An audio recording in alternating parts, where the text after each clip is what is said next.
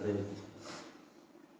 ओम ज्ञानतिमिरन्धस्य ज्ञानाञ्जनशलाकया चक्षुरुन्मिलितं येन तस्मै श्रीगुरुवे नमः। नमो विष्णुपदाय कृष्णप्रेष्ठाय भूतले श्रीमते भक्तिवेदांत स्वामिनिति नामिने। नमस्ते सारस्वती देवे गौरवाणी प्रचारिणे निर्विशेष शून्यवादी पाश्चात्य देशतारिणे। श्री कृष्ण चैतन्य प्रभु नित्यानंद श्री अद्वैत गदाधर शिवासदि गौरभक्तवृंद। हरे कृष्ण कृष्ण कृष्ण हरे हरे, हरे राम राम राम हरे हरे। अंजनानंदनं वीरं जानकी शोकनाशनं अपि समक्षहन्तारं वन्दे लङ्काभयङ्करम्। मनोजवं मारुतुल्यवेगं जितेन्द्रियां बुद्धिमतां वरिष्ठं वातात्मजं वानरयूथमुख्यं शिरामदूतं शिरसा नमामि। वाल्मीकिर्मुनिसिंहस्य कवितावनचारिणः श्रीरामकथानादं को न याति परां गतिम्। हरे कृष्णा। तो हम बालकांड में प्रवेश कर चुके हैं। कल हम देख रहे थे कैसे ऋषिश्रृंग वहाँ आ चुके हैं। सबसे पहले हम आप सबका स्वागत करते हैं जो रामायण की कथा पिपासु हैं और रामायण की कथा में गहरा उतरना चाहते हैं। यहाँ पे हम 8 रामायणों का संग्रह ले रहे हैं। कंब रामायण, अध्यात्म रामायण, अद्भुत रामायण, आनंद रामायण और 3 कमेंट्री हैं गोविंदराज जी का, रामायण भूषण, तिलक टीका, इन सारों को लेके और वाल्मीकि रामायण तो कह रही है। कुछ मध्वाचार्य के परंपरा के कुछ नोट्स हैं जिनको भक्तों ने प्रकाशित किया हाल में, वो भी है। और कुछ जो भागवत से जो कुछ अंडरस्टैंडिंग यहाँ लिया गया है, इन सब को लेके हम रामायण को डिस्कस कर रहे हैं। गुरु साधु शास्त्र, इन तीनों के ऊपर हम इसको डिस्कस कर रहे हैं। तो हम प्रार्थना करते हैं 6 गोस्वामियों को कि इसमें हमको निर्विघ्न रूप से हम इसमें बात पहुँचे। तो आज हम देख रहे हैं कि दशरथ महाराज ने सबको बुलाया और सबको बुला के प्रस्ताव लिया कि क्या करना चाहिए, और सबने यही प्रस्ताव में निकला कि ऋषिश्रृंग को बुला के यज्ञ करवाइए और यज्ञ के पश्चात जो होगा उसके द्वारा आपको पुत्र की प्राप्ति होगी। और वैसे ही किया गया। ऋषिश्रृंग को बुला के वहाँ यज्ञ करवाया गया और पहले अश्वमेध यज्ञ और उसके बाद पुत्र का निश्चय। और ये दोनों होने के बाद यज्ञ पुरुष जो है वो बाहर एक बड़ा खीर का बर्तन लेके, इतना बड़ा रहता है कि वो ऐसे हाथ से ऐसा पकड़ के आता है। ऐसा लेके नहीं आता, छोटा बर्तन नहीं होता, काफी बड़ा होता है, ऐसा पकड़ के आता है। बहुत देदीप्यमान पुरुष होते हैं। अभी कोई सवाल ये करेगा यहाँ पे कि आजकल यज्ञ करने से ऐसे पुरुष क्यों नहीं प्रकट होते हुए दिखाई पड़ते? बहुत बढ़िया सवाल है। पहला तो है कि जो यज्ञ के जो सामान है, दूसरा चीज यज्ञ जो करने वाला है। पहले के जमाने में जो ब्राह्मण होते थे मंत्र बोलते थे और आग लग जाता था, है ना। और हम लोग ऐसे ब्राह्मण हैं कि माचिस भी मारते हैं तो आग नहीं लगता है, माचिस मारने से भी माचिस बर्बाद हो जाता है। तो ब्राह्मणों की जो शक्ति है कम हो गई, थोड़ा हमको एक्सेप्ट करना पड़ेगा। सच तो सच है ना। अगर कोई ऐसे ब्राह्मण हो आज के युग में जो मंत्र मारे, मंत्र बोले और यह आग लगा दें तो एक लेवल तो पास हो गए। लेकिन फिर वो घी असली मिलना है, असली घी खोजिएगा तो बहुत दुर्लभ है। और असली सारे सामान को असली लीजिए, उसके बाद ऐसे जगह पे करिए जहाँ शुद्ध वातावरण है, सब अच्छा करिएगा तो उसका फल भी आपको दिखेगा। कलो तद हरि कीर्तनाथ।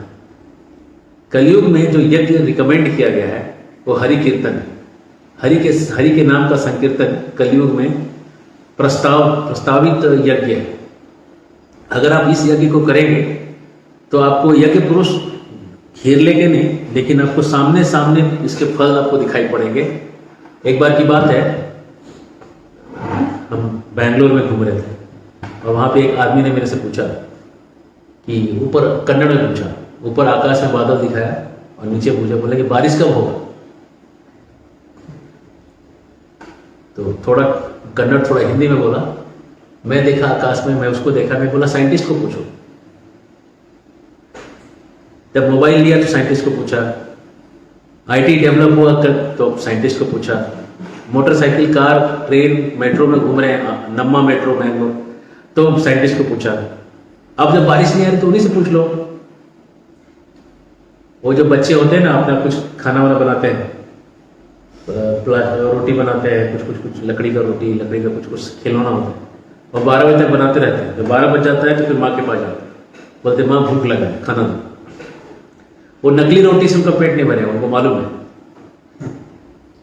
वैसे ही ये आईटी का डेवलपमेंट, मेट्रो, नम्मा और ये सब को लेके आपका भूख को नहीं मिटा सकता। ये बारिश नहीं ला सकता, बरसात नहीं करा सकता। बरसात कैसे होगा? यज्ञात भवति पर्जन्यो यज्ञ कर्म समुद्भव, अन्नान भवन्ति भूतानि। अन्न जो है सब दुनिया जीती है अन्न से। आप बोलेंगे इसमें कौन सा बड़ा बात है? बहुत बड़ा बात है। आपको लग रहा है कि दुनिया मोबाइल पे जी रही है, आपको लग रहा है कि दुनिया आईटी पे टिकी हुई है, आईटी इंडस्ट्री बंद हो गया तो खाना कैसे मिलेगा? कितना बड़ा बेवकूफ है, जरा समझिए। अगर आईटी इंडस्ट्री बंद हो गई तो खाना पे कैसे बंद हो सकता है? हमको लगता है हम काम नहीं करेंगे, हमको सैलरी नहीं मिलेगा तो खाना कैसे खाएंगे? आप खाना नहीं, आप खाना खाते हैं चावल, दाल, गेहूं, वो जमीन से आता है, आईटी इंडस्ट्री से नहीं आता। और वो जो आता है बारिश से आता है, और बारिश जो है यज्ञ करने से आता है। यज्ञ नहीं होगा तो या तो बारिश ज्यादा हो जाएगी या कम हो जाएगी। मैं एमपी में था कुछ पिछले हफ्ते, 1 हफ्ते पहले, और वहां पे बारिश की हालत देख रहा था। अभी बारिश का मौसम खत्म हुआ है और पानी देखने को नहीं है पूरा। मैं खजुराहो से पन्ना और पीछे के जंगलों में देख रहा था जाके, टाइगर रिजर्व है उधर बहुत बड़ा, कहीं पानी दूर दूर तक नहीं। और लोग कह रहे थे कि ऐसे ही हालत रहेगी तो कैसे हो। और हम यहाँ उल्टा देख रहे हैं कि जब से यहाँ पे झारखंड में ही मंदिर आया है, राधा रमन जी आए हैं और यहाँ पे कीर्तन चालू हुआ है, पूरे साल भर पानी पानी पानी पानी, और इतना पानी अभी भी है कि अभी भी सब तरफ जमीन में यहाँ पे पानी दिखेगा। थोड़ा सा कुआं देख लीजिए, कहीं भी भरा हुआ है, क्योंकि ये जो है यज्ञात भक्ति पर्जन्य। यज्ञ करिएगा तो बारिश आएगी, नहीं तो बारिश नहीं आएगी। और प्रभुपाद जी क्या करते थे, ऐसा टीम बना के भेजा करते थे। एक बार हैदराबाद में अकाल आ गया था और हैदराबाद के चीफ मिनिस्टर ने प्रभुपाद को लेटर लिखा था कि आप कुछ मदद करिए, हमको आंध्रा में सूखा पड़ चुका है। तो प्रभुपाद ने उनको बोला कि हम आपको कैसा मदद करेंगे, सो देखिए हम वहां पे जाके कीर्तन करेंगे और वहां बारिश आएगी। और उन्होंने अपने शिष्यों को भेजा वहां कीर्तन करने के लिए। और हैदराबाद में भक्त लोग तिलक लगा के, एकदम धोती कुर्ता पहन के, साड़ी पहन के सब लोग वहां कीर्तन करने लगे। 3 दिन तक कीर्तन चला और तीसरे ही दिन बारिश चालू हो गई।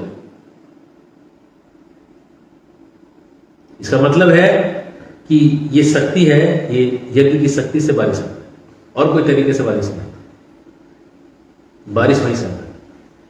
तो यज्ञ पुरुष जो खीर लेके आते हैं, उसका मतलब रिजल्ट आ गया, आपको रिजल्ट मिल गया। अगर आप कीर्तन कर रहे हैं तो आप देखेंगे हर जगह यहाँ पे खुशहाली आ जाएगी। जयति तेधिकम जन्मना व्रजा, जयति तेधिकम जन्मना व्रजा, श्रयत इंदिरा शाश्वयत्र ही।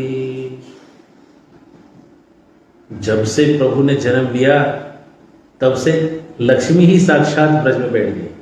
हर चीज ज्यादा हो गया, पानी, फल, घी, मधु, हर चीज यहां ज्यादा ज्यादा मिल रहा है। इसका मतलब है यज्ञ का सीधा संबंध आपकी खुशहाली से। और उन्होंने यज्ञ किया और यज्ञ के पश्चात उनको वहां खीर का मटका लेके यज्ञ पुरुष प्रकट हुए और वो जो खीर है वो लेके उन्होंने अपनी रानियों को देना चाहा। कौशल्या जी ने पाया, कैकेयी जी ने पाया सुमित्रा जी ने पाया। कैकेयी जी ने भी अपना कुछ भाग उनको दे दिया, तो सुमित्रा जी ने 2 बार पाया, क्योंकि वो खीर 2 बार पाई, इसलिए उनको जुड़वा बच्चा हुआ। और रानियां जो हैं, तीनों रानियां गर्भवती हो गई, और उसके बाद उनके चेहरे और उनका शरीर एकदम तेजोमय हो गया। जब भगवान गर्भ में आते हैं तो भगवान के गर्भ में आते ही देवी देवता आके प्रार्थना करते हैं। कई बार, अब यहाँ पे आचार्य ट्रेनिंग प्रोग्राम के हिसाब से कुछ एक पॉइंट है, कई बार लोग ये कहेंगे कि हमारे जो गुरुजी थे भगवान थे और पूना के ससुन हॉस्पिटल में जन्मे थे। मैं ससुन हॉस्पिटल में गया, मैं वहीं पे पढ़ाई किया, वहीं MBBS किया, वहीं से पूना से। तो वहाँ पे एक बेड पे लिखा था अवतार मेहर बाबा जन्म स्थान, वो बेड पे लिखा हुआ है, वो इसी बेड पे उनका डिलीवरी हुआ था। हरे कृष्ण। जो अवतार होते हैं उनका जन्म और उनका कर्म कुछ अलग तरीके का होता है, सादे तरीके से नहीं आता। भगवान वसुदेव कृष्ण आए तो भगवान वसुदेव के मन में आए, वहां से उनके हृदय में आए, वहां से देवकी के हृदय में प्रवेश कर गए, और वहां से देवकी के गर्भ में प्रवेश कर गए और सीधा बाहर आ गए। ऐसा फास्ट हो गया। ऐसा नहीं कि वो गर्भ के जैसे डिलीवरी होता है वैसे आए। तो भगवान जो आते हैं कुछ विशेष तरीके से आते हैं। नरसिंह देव आते हैं, पहाड़ फाड़ के आ जाते हैं, पूरा दीवार खंबा फाड़ के आ जाता है। आपको लगता है खंबा है, वो पूरा एक पहाड़ है, जाके देखिए हिमाचल में है, वो अहोबिलम में। अहोबिलम में पूरा पहाड़ है, जिस पहाड़ को फाड़ के आए थे उग्र नरसिंह। एक बार किसी अमेरिकन ने सवाल पूछा हमारे इस्कॉन के एक स्वामी जी से, परम पूज्य राधा गोविंद महाराज जी से सवाल पूछा कि बताइए कि भगवान जो है सब भारत में क्यों आते हैं, एक आध अमेरिका में क्यों नहीं है? मलेशिया, सिंगापुर, इंडोनेशिया, चाइना, रसिया, एक आध उधर भी आते थे। सब भगवान इंडिया में है। राम, लक्ष्मण, परशुराम, नरसिंह, गौतम, सब तो इंडिया में है। ऋषभ उधर क्यों नहीं आए? तो महाराज जी ने कहा देखो तुम्हारे यहाँ माँ बाप जो है डाइवोर्स लेके निकल जाते हैं, भगवान को गारंटी नहीं फिर पालेगा कौन। तो अमेरिकन जो था वो कहा लेकिन अगर मान लो जी कि ऐसा इंडिया में भी नहीं मिला तो ऐसा वहां भी तो हो सकता है कि लोग तलाक देके निकल जाए इधर उधर, वहां भी तो होता है। महाराज जी ने बोला तब वो पत्थर फाड़ के आ जाएंगे, लेकिन अमेरिका में नहीं है। पत्थर फाड़ के आ गए कौन? नरसिंह। बोले अगर माँ बाप ऐसा नहीं मिला तो बोले हम पत्थर फाड़ के आ जाएंगे लेकिन इंडिया में आए, हम इंडिया के बाहर नहीं है। तो आते हैं वापस, 10 महीने तक गर्भ रहा। स्तुति करहि नाग मुनि देवा, बहुविध लावहि निज निज सेवा। नाग मुनि देव सब लोग आके स्तुति करने लगते हैं, अलग अलग स्तुति करके अपनी अपनी सेवाएं लेके आने लगते हैं, अपनी अपनी सेवा लेके आते हैं। कहते हैं कभी बच्चा पेट में है उसको कोई प्रार्थना नहीं करता, अभी तो बच्चा पेट में ही है, उसको कोई प्रार्थना नहीं करेगा कि आप हमको उद्धार करिए, वो तो खुद बेचारा फंसा हुआ है, उसको कौन प्रार्थना करेगा? कभी सुने ऐसा कि बच्चा पेट में है और लोग प्रार्थना कर रहे हैं आके? कृष्ण भगवान भी जब पेट में थे तो सब देवता के प्रार्थना कर रहे हैं। पता है भाई हुकुम, सब लोग सलामी ठोकने आते हैं, हुकुम बोलिए क्या करना है, आप रहिए, आप कहिए क्या सेवा है। और कौशल्या जो है बड़े आनंद होती थी कि बड़े अलग अलग टाइप के लोग दिखते हैं यहाँ पे आते हुए। 10वां महीना हुआ, पुनर्वसु नक्षत्र था, कर्क लगन था, चैत्र था, नवमी था, वो दोपहर के 12 बजे का समय था। और ऐसे शुभ समय में, शुभ नक्षत्र में, शुभ लग्न में, शुभ तारों की स्थिति में प्रभु श्री राम जन्म लेते हैं। भगवान श्री रामचंद्र भगवान की। भगवान का जन्म हुआ और पूरे अयोध्या में खुशी का माहौल। उसके अगले दिन लक्ष्मण जी का जन्म हुआ, भरत शत्रुघ्न इन लोग का एक दिन छोटे हैं सब, उनका जन्म हुआ। और अलग अलग नक्षत्रों में सब जन्मे, केवल भगवान पुनर्वसु और कर्क में जन्मे हैं। और जब ये जन्म हुआ तो अब यहां पे हमारे आचार्य ट्रेनिंग का एक सवाल हो जाता है। कहते हैं कि आजकल लोग जो इंडोलॉजिस्ट हैं वो कह रहे हैं, जो अंग्रेजों के इंडोलॉजिस्ट है वो कहते थे 7000 साल पहले रामायण में, और जो अभी जो भारतीय इंडोलॉजिस्ट लोग हैं वो लोग कहते हैं कि कम से कम 12000 साल पहले हुआ। तो ये लोग ये मानते हैं कि धरती का एक्सिस घूम रहा है, और घूमते घूमते 26,000 साल में पूरा एक्सिस 360 डिग्री घूम जाता है। बहुत टेक्निकल है, समझ ले रहे हैं तो समझिए। लेकिन साइंस के किसी भी प्रयोग से यह सिद्ध नहीं हुआ कि धरती घूम रही है। धरती घूम रही है तो प्रयोग से सिद्ध करिएगा ना, कैसे मन से लगेगा मुझे मला वाटते तुला वाटते, ऐसे मुझे लगता है तुझे लगता है, ऐसे थोड़ी तो कह सकता है। जब धरती के घूमने का एक भी प्रयोग सिद्ध नहीं हुआ तो फिर धरती घूम रही ऐसा कैसे कह सकते? ये तो बस एक लॉजिक है। बहुत सारे आचार्यों ने भी लॉजिक दिया है, लॉजिक का कट तो लॉजिक है, लेकिन धरती घूम रही इसके लिए मिकेलसन मॉर्ली एक्सपेरिमेंट हुआ था और उन्होंने इसका स्पीड 2 किलोमीटर निकाला। आना चाहिए था लाखों में, 64,000 के आसपास, और आ गया 2 किलोमीटर। उसके बाद सैगनेक ने क्या किया, इनके एक्सपेरिमेंट को और मॉडिफाई किया और उन्होंने सिंगल माउंटिंग किया। जो 20-20 किलोमीटर पे 4 माउंटेड एक्सपेरिमेंट्स थे उनको सिंगल माउंट किया उन्होंने, और सिंगल माउंटिंग करने के बाद सैगनेक को जो स्पीड मिला वो था 0 किलोमीटर पर आवर, मतलब धरती नहीं घूम रही। सैगनेक ने इक्वेशन दिया, सैगनेक्स इक्वेशन, जिस इक्वेशन के आधार पर सारे सैटेलाइट उड़ते हैं, तो वो ये कह रहा है कि धरती नहीं घूम रही। जब धरती घूम ही नहीं रही है तो एंगल ट्रायंगल सिंगल तो लेने का कोई सवाल ही नहीं उठता। तो ये एक चैलेंज है जो मॉडर्न साइंटिस्ट को हम प्रस्तुत कर रहे हैं कि अगर वो इसको गलत साबित करेंगे तो ही हम फिर मानेंगे। साबित करना होगा, ये नहीं कि खाली कहने से, उनके कहने से, किताबों में लिखने से नहीं सच हो जाता है। झूठ को अगर 100 बार लिखा जाए तो सच नहीं बनता, झूठ को अगर 1 करोड़ बार लिखा जाए तो सच हो जाएगा। अगर आप इंसान हैं, आपको हम 100 एक पूरे दुनिया के सारे किताब में आपको फोटो के साथ लिख देंगे कि आप बंदर हैं तो आप बंदर बन जाइएगा। अगर हम 10 करोड़ जगह छाप देंगे तो आप बंदर बन जाइएगा? नहीं, क्या आप आदमी रहिएगा।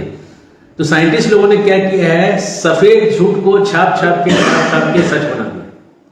धरती जब घूम ही नहीं रही है तो ये स्थितियां आती ही नहीं है। तो अब आपको स्थितियां देखनी पड़ेगी। ये जो 5 तारों की स्थिति है और जो कर्क लगन उसमें जो स्थितियां जो बनी है, उस हिसाब से हमने पहले दिन कैलकुलेट करके दिखाया था कि हर त्रेता युग में वो स्थिति बनती है, लेकिन इस त्रेता युग में भगवान नहीं आए। इसलिए रूप गोस्वामी बृहद लघु भागवतामृत में लिखते हैं, और वो श्लोक हमने कोट किया था, आपको बस अभी सुना देंगे।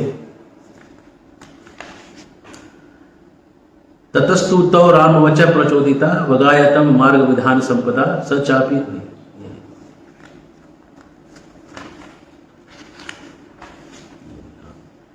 कौशल्याम दशरथान नव दुर्वा दल द्विति त्रेतायाम आविर्भावच्च चतुर्विंशे चतुर्युगे भरतान सुमित्राय नंदनाभ्याम च संयुता। ये कह रहे हैं कि 24वें दिव्य युग में लोग आए। उस हिसाब से हमने जोड़ा था 1,78,00,000 साल के आसपास आ रहा था। इतने साल पहले भगवान राम आए, और उसका वर्णन जो है वाल्मीकि लिख रहे हैं। कई बार लोग कहते हैं कि ध्रुव तारा बदल रहा है। नहीं, ध्रुव तारा नहीं बदल रहा है, क्योंकि आप अगर ध्रुव की स्थिति देखेंगे तो ध्रुव जो है स्वयंभू मनु के समय से वही है, और स्वयंभू मनु तो पहले मनु थे। स्वयंभू मनु के बाद ये 7वां मनु चल रहा है, तो 7 मनु पार हो गया, वही ध्रुव तारा वही है। तो इनका जो कहना है कि ध्रुव तारा बदल रहा है, गलत है। हरे कृष्ण। आगे बढ़ते हैं, रामायण में घुसते हैं।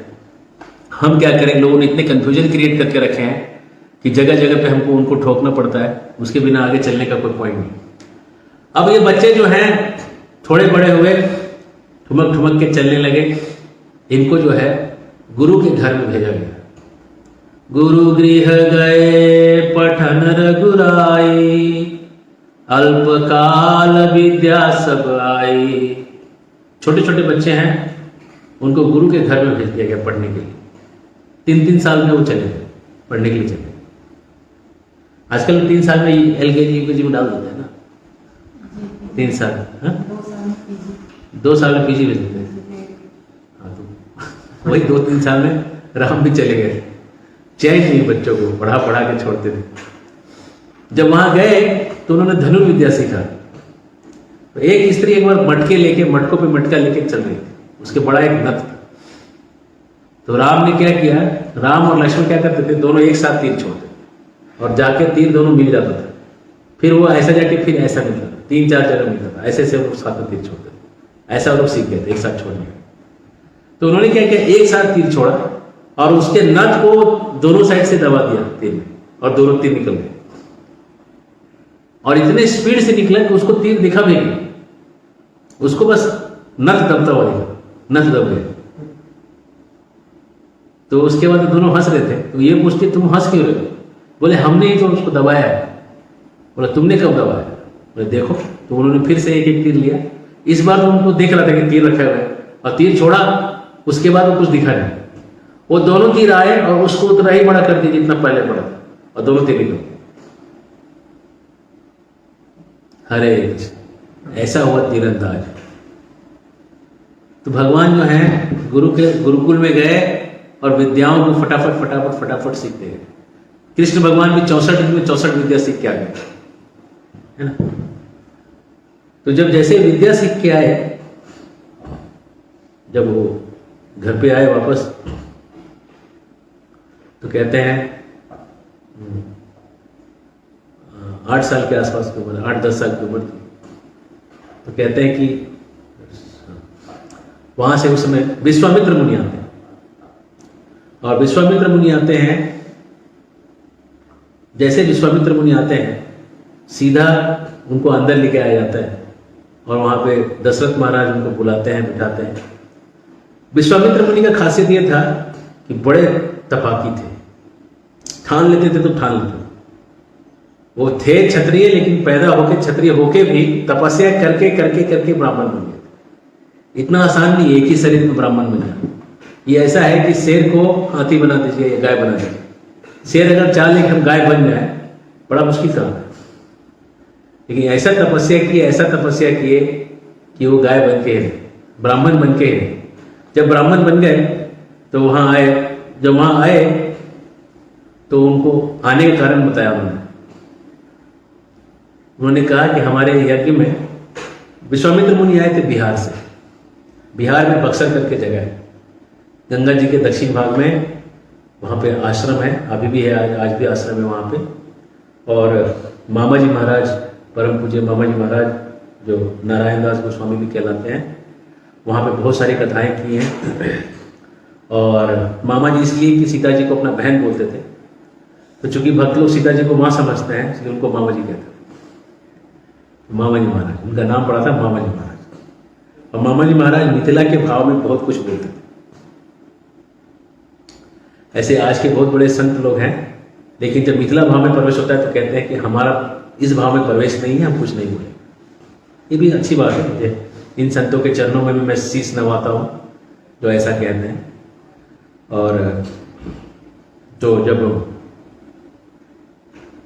विश्वामित्र मुनि का आश्रम बक्सर में था और वहां से वो आए थे, कह रहे थे कि हमारे आश्रम में राक्षस लोग आते हैं, यज्ञ को नष्ट कर देते हैं। देखिए यज्ञ क्या है, भगवान को प्रसन्न करने का तरीका। तब वो था यज्ञ घी में डाल के आग जला के होता था। आज यज्ञ है संकीर्तन करके। अभी भी संकीर्तन करने जाइए, कुछ लोग कान में ऐसा डाल देंगे, कुछ लोग बोलेंगे ऐसा क्यों कर रहे हैं लोग, समय का क्यों बर्बाद कर रहे हैं, कुछ ढंग का काम क्यों नहीं कर रहे, डू समथिंग टेंजिबल। कुछ लोग मारते हैं भक्तों को, कुछ लोग पीटते हैं, कुछ लोग उनके ऊपर कचरा फेंक देते हैं। ये ऐसा नहीं कि तब असुर थे और आज असुर नहीं है, असुर आज भी है, और आज भी यज्ञ को रोकने की तैयारी उनकी ऐसे ही रहती है। प्रभुपाद जी कहते हैं कि जब मैं अमेरिका गया और 4 नियम को बोला कि मांस नहीं खाना है, शराब नहीं पीना है, व्यभिचार नहीं करना है और जुआ नहीं खेलना है। 4 नियम जब मैं बताया, बोला अगर इनको पहले में बताया रहता ना तो मेरा मर्डर कर देते। क्या ये 4? इससे अच्छा कि तुमको ही मार देंगे, है ना।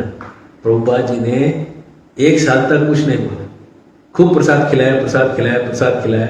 प्रसाद खाते खाते खाते खाते प्रभुपाद जी ने अंत में बोला, देखो ये 4 नियम है। पहले दीक्षा दे दिया सबको, 16 माला का दीक्षा दे दिया। दीक्षा के बाद नियम लगाए, जो जो दीक्षा लिया है उसको 4 नियम फॉलो करना है। तो बोला अरे पहले क्यों नहीं बताया? बोले नहीं अब तो हो गया, दीक्षा हो गया, अब तो करना ही पड़ेगा। अरे ये हालत थी, ये हालत थी वहां पे 4 नियमों की। तो प्रभुपाद जी कहते हैं 4 नियम आज भी आप देख लीजिए, पूरे दुनिया में 4 नियम कैसे कैसे टूटते हैं। मांस कैसे कैसे लोग कहां कहां से, मछली का, वेल का, इसका उसका, सांप का, घोंघा का, सीपी का। चाइना में तो कहते हैं जो चलता है, जो उड़ता है सब खा सकते हैं। जो उड़ता है हवाई जहाज छोड़ के खा सकते हैं, जो चलता है गाड़ी छोड़ के सब खा सकते हैं, जो तैरता है नाव छोड़ के सब खा सकते हैं। हरे कृष्ण, ये चाइना है। तो मैं ये कह रहा था कि जब विश्वामित्र मुनि आए और विश्वामित्र मुनि ने कहा कि हमारे असुर लोग हमको डिस्टर्ब करते हैं, तो हमको इसके लिए राम और लक्ष्मण की जरूरत है, जिससे कि हमारा जो यज्ञ का जो रुकावट है इसको हटा सके। जैसे राम और लक्ष्मण को मांगने की बात की, दशरथ महाराज पीछे आ गए, बोले राम तो छोटा बच्चा है, अभी तो 12 साल का है। हाँ 12 साल का, सॉरी 10 साल बोला मैं, नहीं 12 साल, अभी तो 12 साल का है। जब तक 16 साल नहीं होता तब तक युद्ध में कोई जा नहीं सकता, नियम है युद्ध का, युद्ध का नियम है 16 साल होना चाहिए क्वालिफाई करने। अभी तो 12 साल का है, क्या लड़ेगा? और वो रावण के असिस्टेंट लोग हैं ये सब जो आप जिनका नाम ले रहे हैं, अरे इनसे तो हम डरते हैं। रावण से लड़ना मतलब हार अपना तय करना। अब कल किसी ने सवाल किया था कि अगर रावण इतना ही शक्तिशाली था तो फिर इनको आके उधर क्यों नहीं मारता था? देखिए एक नियम होता है, अगर हम चाइना में जाके चाइना जीत भी गए, मान लो कल हम चाइना गए, चाइना हम जीत गए, चाइना का राजा हमें बना दिया, हम चाइना का राजा बन गए, तो सबसे पहले क्या करना पड़ेगा? मुझे चाइनीज सीखना पड़ेगा। नहीं चाइनीज सीखूंगा तो वहां के लोग सुनेंगे नहीं, और उसके बाद वो जो खाते हैं वो खाना पड़ेगा, उनके जैसा बनना पड़ेगा, है ना। तो आदमी का वो एक प्यूरिटी का लेवल है जिससे वो उतरना नहीं चाहता। अगर रावण को अयोध्या का राजा बना भी देते तो उसको वहां पे क्या मिलता? सब लोग भजन कीर्तन कर, पागल हो जाता वहां बैठा कि जिसको देखो भजन कीर्तन कर रहे। इसलिए वो अपना एरिया बना के बैठा था और सब नमूनों को लेके एक जगह बैठा हुआ था, और उसका अपना ही भोग विलास का भंडा था, वहां एकदम खुश था उसको। और कभी कभी निकलता था जब उसको मूड होता था, जिसको हालांकि उसको दुनिया को संभालने से कोई इंटरेस्ट नहीं था, उसका इंटरेस्ट था भोग करना। समझिए बात, अगर दुनिया का राजा बनना चाहता तो बन सकता था, लेकिन उसके इंटरेस्ट में था भोग, उसके लक्ष्य में था भोग। और भोग करने के लिए जब लोग अपने अपने बहू बेटियों को पालते रहे, और जब उसको लगे जिसकी बहू जिसकी बेटी को उठा ले, और तो और अपने चचेरे भाई, चचेरे नहीं बस, मतलब उसकी सौतेली माँ का बेटा, सौतेला भाई कुबेर, सौतेले भाई की बहू, उसके बेटे की वाइफ, उसको उसने उठा लिया। तो ये असुरों का कोई नियम नहीं होता, कोई कोड ऑफ कंडक्ट नहीं होता। असुरों का एक ही कंडक्ट होता है कि जो अच्छा लगे हमको हम कर देते हैं। जब उसकी बहन पुतना शूर्पणखा होती है, उसका पति को रावण ने मार दिया होता है, तो उसके बाद कहता है अब तुम फ्री हो, अब तुमको जहां जाना है जाओ, जिसके साथ रहना है रहो, एंजॉय करो लाइफ, जैसा भाई वैसा बहन। तो ये असुरों का कोई कोड ऑफ कंडक्ट नहीं होता, ये लोगों को बस जिंदगी में वैसा ही चाहिए, तो वैसा ही एरिया में रहेंगे। जहां पे अच्छे लोग रहते हैं वहां उनके साथ जाएंगे तो सुधरने का खतरा है।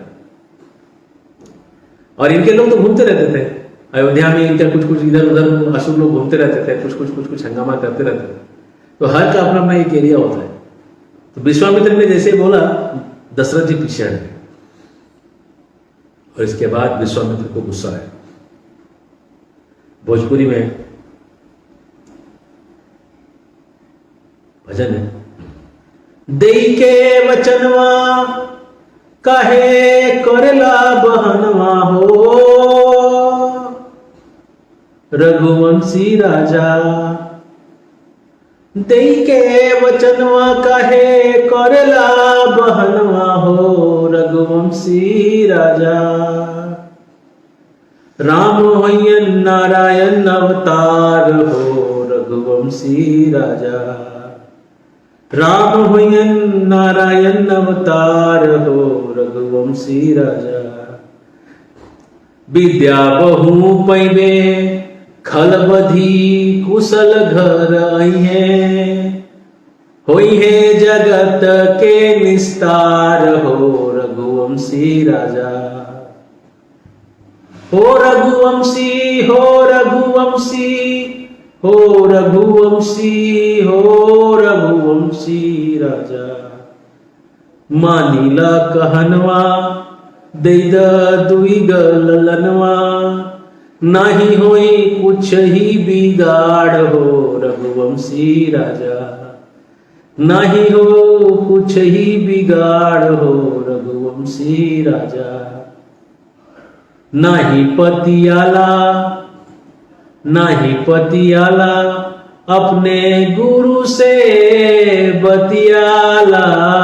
नहीं पतियाला, अपने गुरु से बतियाला, कि राम होयन नारायण अवतार हो, रघुवंशी राजा। हो रघुवंशी, हो रघुवंशी, हो रघुवंशी राजा। विश्वामित्र के कहने में गुस्सा है और परसुएशन भी है, गुस्सा भी है और मना भी है, दोनों का भाव मिक्स है। काफी बार मैंने वाल्मीकि रामायण पढ़ा लेकिन मुझे समझ में नहीं आया, लेकिन जब मामा जी का भजन सुना एकदम भाव क्लियर हो गया, किस भाव में विश्वामित्र है। मुझे लगा कि हर बार ये लगता था विश्वामित्र गुस्सा कैसे हो जाता, लेकिन ये गुस्सा भी कुछ काम के लिए है। और जब विश्वामित्र मुनि ने कहना चालू किया, सुनिए नृप, ये विश्वामित्र अकेले ही असुरों को मार सकते हैं, इनको राम की जरूरत नहीं, लेकिन ये अपने ब्रह्म तेज को कम नहीं करना चाहते हैं, इसलिए राम को लेके जा रहे हैं। इनके साथ राम एकदम सुरक्षित है और राम पूरे ब्रह्मांड को खत्म करने में सक्षम है। अब राम को कोई साधारण व्यक्ति मत समझ, ये जाएगा और जाके असुरों को वध कर देगा। जब ये सुने दशरथ, भरोसा हो गया, गुरु का बात मानते थे, वशिष्ठ का बात मान लिया, और वशिष्ठ के बात को मानते ही उन्होंने राम लक्ष्मण को बुलवाया और विश्वामित्र के साथ लगा दिया, जाओ इनके साथ जाओ। परिवर्तन, ट्रांसफॉर्मेशन। ये ट्रांसफॉर्मेशन कैसे हुआ? गुरु पे श्रद्धा था उनका। यस देवी पराभक्ति तथा देवी तथा गुरु तस्य ही कथिता अर्थ प्रकाशन्ते महात्मा। जिसकी श्रद्धा गुरु पे और भगवान पे है उसको कोई हरा नहीं सकता। राम और लक्ष्मण निकले विश्वामित्र के साथ और वहां से ऐसा लग रहा है कि उनके साथ तर्कस लेके चल रहे हैं। ऐसा लग रहा है कि 3-3 फन वाले 2 सांप विश्वामित्र के साथ चल रहे हैं, ऐसे 2-2 तर्कस दोनों के साथ। और रास्ते में ये लोग सवाल पूछते जा रहे हैं, ये कौन सा पेड़ है? ये पीपल का पेड़ है। ये क्या है? बरगद का पेड़ है। इसका क्या होता है? इसकी महिमा क्या है? ये कौन सी नदी है? गंगा जी की। गंगा जी कहाँ से आई है? तो गंगा जी का बता रहे कहाँ से आई। ये कौन है? ये कौन सी नदी है? तो ये नदी सरयू नदी। इसका क्या महिमा है? इसकी महिमा ये। जितना सवाल लोग पूछते जा रहे हैं विश्वामित्र बताया जा रहा है। ऐसा लग रहा है कि विश्वामित्र ज्ञान की खान है, उनके साथ तैर रहे हैं, उनके साथ उठ रहे हैं, खेल रहे हैं, कूद रहे हैं। इस पूरे प्रकरण में विश्वामित्र राम के साथ रहते रहते रहते रहते मैच्योर हो गए, समझदार बन गए। तो बाल कांड के बालक राम है, लेकिन बालकपन जो है विश्वामित्र में। कैसे? 10,000 साल तपस्या करते थे और फिर 10 साल जो है वो निकल जाते थे, तपस्या से बीच में हट जाते थे। मेनका रंबा इनके साथ निकल जाते थे। फिर से 10,000 साल तपस्या करते थे और त्रिशंकु को स्वर्ग भेज देते थे पूरा शक्ति लगा के। तो 10,000 साल तपस्या की इसीलिए किसी को स्वर्ग भेजने के लिए। इस तरह से गलतियां करते थे विश्वामित्र, गलतियां करते रहते थे, ऐसे बचकानी हरकतें करते थे विश्वामित्र, और राम के साथ खेल के कूद के उनको सिखा के समझदार बन गए। तो बाल कांड के जो असली बालक हैं वो विश्वामित्र हैं, वो राम नहीं, असली बालक विश्वामित्र नहीं। और उसको लेके निकले और एक निर्जन सा एक आश्रम दिखा, और उन्होंने दिखाया कि ये देखो ये बहुत अच्छा आश्रम हुआ करता था कभी, और एक यक्षिणी है त्राटका, जिसको हम लोग ताड़का कहते हैं उत्तर भारत में, तड़का नहीं ताड़का। ताड़का जो थी वो वहाँ रहा करती थी, और बोले कि ये यहाँ पे क्या करती है, यहाँ आने जाने वाले सब मुनियों को, राहगीरों को, सबको मार के खा जाती है, इसको तुमको मार के यहाँ पे अभय दान करना है। और राम ने क्या किया, अपने धनुष के टंकार को बजाना चालू किया। जैसे टंकार होना चालू हुआ, वो यक्षिणी जो थी कहीं जगी, आवाज सुन के और दौड़ के आई, पूरा धूल करके एकदम पूरा आकाश को काला कर दिया, तो बहुत विकराल दिख रही थी। और ये देखने के बाद विश्वामित्र देख रहे हैं राम को, राम थोड़ा सा झिझक रहे हैं कि ये एक स्त्री को मारे कि नहीं मारे। तो विश्वामित्र कहते हैं, सुनो राम,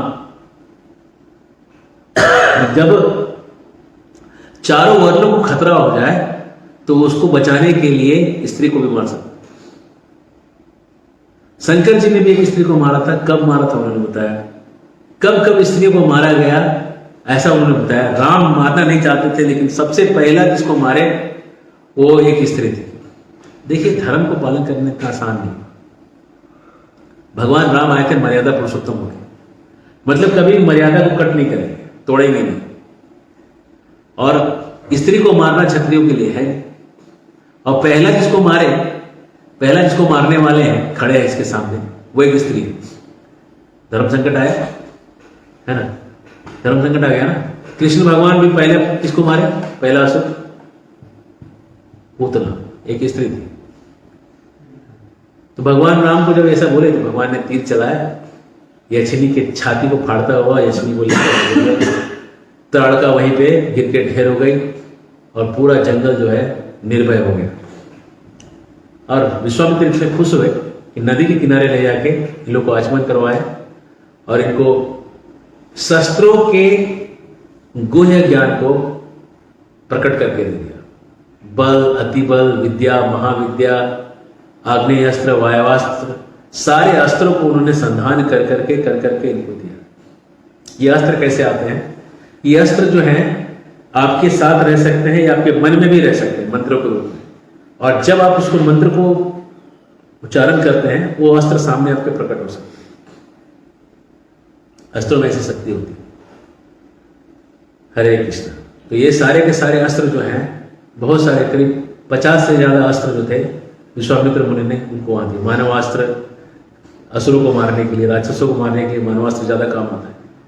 और इस तरह से लेके शाम हो गया, वो सो गए, और सुबह जब उठे तो उन्होंने देखा राम को, और राम को देख के उनके मन में एक सुंदर सा श्लोक आया, कौसल्या सुप्रजा राम पूर्व संध्या प्रवर्तते उत्तिष्ठ नरसार्दूल कर्तव्यम दैवमानिकम।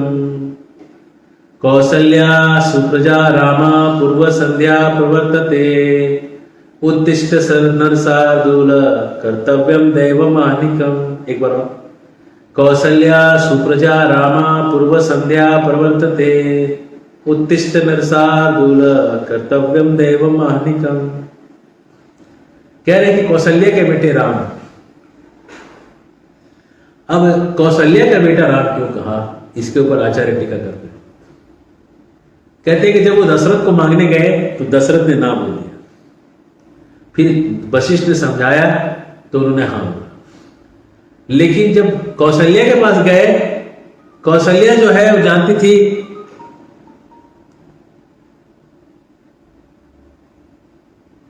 कौशल्या जो है वो जानती थी कि मेरे बेटे बहुत ही महान है, इनको कोई डर नहीं, तुरंत भेज दो। स्नेह ज्यादा था कौशल्या का, और स्नेह में और आसक्ति में फर्क है। आसक्ति में आदमी बचाता है, स्नेह में आदमी जानता है। और उसने उनको भेज दिया, कभी एक बार भी ना नहीं हुआ। इसलिए विश्वामित्र कहते हैं कि ये दोनों कौशल्या के बच्चे। कहते हैं ना, माँ पे गया है कि बाप पे गया है, कहते हैं ना माँ पे गया कि बाप पे। तो बाप तो डर गया, बाप तो डर गया, भैया मत जाओ कुछ हो जाएगा। माँ नहीं डरी, इसलिए विश्वामित्र कहते हैं कि माँ का बेटा, माँ पे गया, इसलिए कहते हैं कौशल्या सुप्रजा। वाह, कौशल्या के बेटे राम, है ना, कौशल्या पे गया, बाप पे नहीं गया है, बाप इसका डरपोक है। एक माँ डरपोक नहीं, माँ बोलती जाओ जाओ जाओ, साधु महात्मा बुला रहे हैं जंगल में, ले जाओ, कोई दिक्कत नहीं। और वहां से लोग चलते चलते चलते चलते चलते उठ गए, उठ के चलते चलते बक्सर आए, और बक्सर पे जो आश्रम है वहां रहे, और विश्वामित्र मुनि ने यज्ञ की दीक्षा ली और यज्ञ चालू किया। 7 दिन तक ये लोग यज्ञ को बचाते रहे, और 7वें दिन खत्म होने के समय ये सब असुरों की जंगली टोली पहुंच गई, मारीच सुबाहु ये सब पहुंच गए। भगवान ने देखा मारीच आया है, अब मारीच था असुर, तो मारना चाहिए कोई असुर के अस्त्र से, तो मानवास्त्र मारे उसके ऊपर, आदमी को मारने वाला अस्त्र लगाया उसको। वो मानवास्त्र से मारीच उड़ के 800 मील दूर जाके समुद्र में गिर गया। हरे कृष्ण, मानव के अस्त्र से उड़ गया।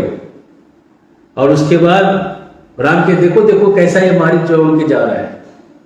तो लक्ष्मण जब देखे बोला ठीक है, लक्ष्मण ने निकाला आग्नेयास्त्र और सुबाहु पे चलाया। अब आग्नेयास्त्र था, उस सुबाहु को उधर ही जला के राख कर दिया, उधर ही सुबाहु आकाश में चलने लगा और वहीं पे जल के नीचे गिर गया, मर गया। सुबाहु मर गया और मारीच बच गया। मारीच ने देखा सुबाहु को जलते हुए, बोला बाप रे बाप, और इनके सामने नहीं आना है, इसको मैं 12 साल का बच्चा समझ के जो मैंने गलती की है वो गलती में दोहराऊंगा नहीं।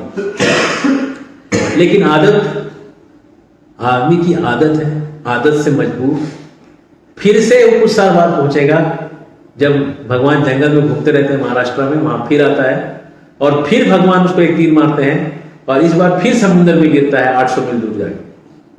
और इस बार वो समझ गया कि तीसरी बार अगर सामने आया, बेटा टिकट कटा हुआ, तीसरी बार आना नहीं इनके सामने। तो वहां से पानी के मार्ग से चला गया मॉरिशस, और मॉरिशस जो है उसका नाम पड़ा है मारीच से। मारीच ने मॉरिशस के द्वीप पे जाके तपस्या किया और वहीं पे रहा। और जब उसको तीसरी बार रावण उसको लेके आया, तो जैसा वो सोचा था वैसा ही हुआ, उसका टिकट कट गया। तीसरी बार जब हिरण बन के आया राम के सामने, तो राम समझ गए बेटा तो तीसरी बार ये गलती कर रहा है, तो मेरे सामने तीसरी बार आया। तो जब राम तीसरी बार चला, मारीच ने राम राम करके शरीर त्याग कर दिया। हरे कृष्ण। तो अब विश्वामित्र मुनि का यज्ञ संपूर्ण हुआ। विश्वामित्र मुनि बहुत खुश हुए, बच्चों को उन्होंने गले लगाया, बोला तुम्हारी वजह से हुआ है, बहुत आशीर्वाद दिए। और उनको लेके तभी एक खबर फैली वहां पे कि जनक जो है अपने यहाँ एक बड़ा यज्ञ कर रहे हैं, एक बड़ा धनुष है, उस धनुष को उठाने के लिए लोग आ रहे हैं अलग अलग जगह से, कोई उठा नहीं पा रहा है। बड़ा सुंदर शिव धनुष है, उसके बीच का मुठ बहुत ही सुंदर दिख रहा है, और उसको उठाने के लिए बहुत लोग प्रयास कर रहे हैं, कोशिश से उठ नहीं रहा है। और उस सुंदर यज्ञ को देखने के लिए बहुत दूर दूर से लोग आ रहे हैं, क्षत्रिय ब्राह्मण सब आ रहे हैं। तो यज्ञ को देखने का मेला था, मतलब ये लोग यज्ञ को देखने के लिए निकले वहां से। विश्वामित्र दोनों बच्चों को लेके निकले और निकल के वैशाली, हाजीपुर जो आज का है, उधर से होते हुए विशालापुरी होते हुए मधुबनी के आसपास पहुंचे, जहां गौतम ऋषि का आश्रम था। आश्रम एकदम सूना था, कोई नहीं था वहां पर। राम पूछते हैं ये आश्रम इतना सूना कैसे दिख रहा है? विश्वामित्र कहते हैं गौतम नारी श्राप बस उपल देह धरिधी, चरण कमल रज चाहती, कृपा करहूं रघुवीर। ये गौतम की नारी है जो श्रापवश उपल हो गया, जो पत्थर का शरीर ले चुकी है। चरण के कमल के रज को आप दे दीजिए, यही चाहती है, कृपा करूं रघुवीर, हे रघुवीर कृपा करो। भगवान ने अपने चरण को रखे। कई बार लोग कहते नहीं नहीं भगवान ने अपने चरण नहीं रखे, वो माता को अपने चरण से कैसे रखेंगे? नहीं, जैसी जैसी आज्ञा हुई वैसा किया, उन्होंने रख दिया। फिर क्या हुआ, वो जो पत्थर था एकदम एनिमेट हो गया, लाइव हो गई, जिंदा हो गई। पर सत पद पावन शोक न सावन, प्रकट भई तप पुंज सही, देखत रघुनायक जन सुखदायक, सन्मुख रही कर जोरी रही। अचानक से प्रकट हो गई, परसत पद पावन, उनके पद से परसत धुल गई, पद पावन, शोक न सावन, उनके शोक का नाश हो गया।